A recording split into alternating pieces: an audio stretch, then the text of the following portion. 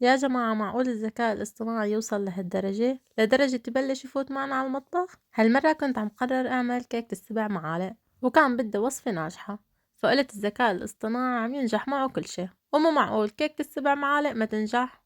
فتت على البرنامج وكتبت وصفة سهلة وسريعة لعمل كيكة السبع معالق، ومثل ما شايفين هالبرنامج ما كذب خبر، وعلى الشاشة بلش فورا يكتب المكونات.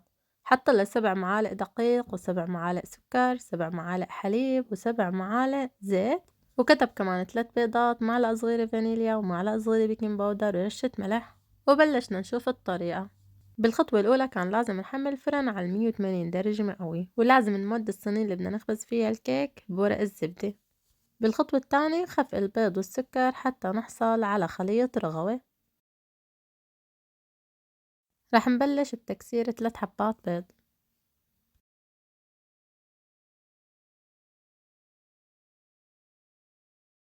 وهلأ رح بلش أخفق حتى يبلش الخليط متل ما قال يصير رغوة.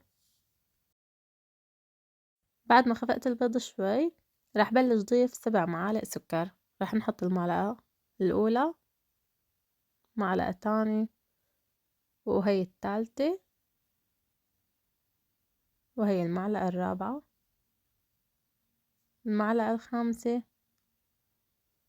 وهي السادسة، وهي السابعة. هيك بنكون ضفنا 7 معالق سكر. رح بلش أخفقهم حتى يصير الخليط كريمي، وهيك بنكون وصلنا للقوام اللي بده إياه.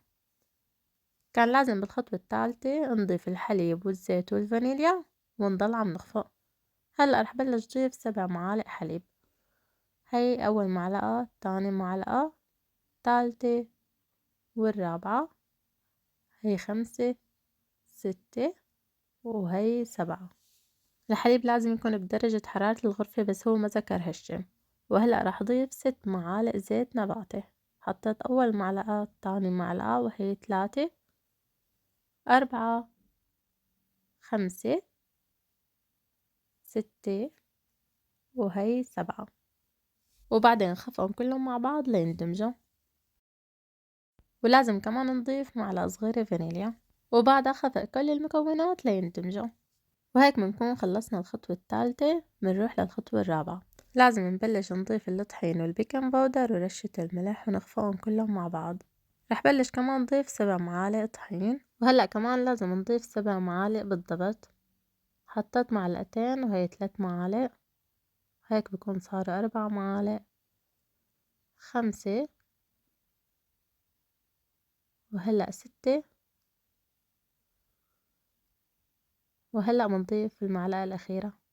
وهلأ بدي أضيف مقدار معلقة صغيرة بيكنج باودر، وهي المعلقة اللي معي بتعادل نص معلقة صغيرة، رح أحط منها معلقتين، بيكون هيك صار عنا معلقة صغيرة.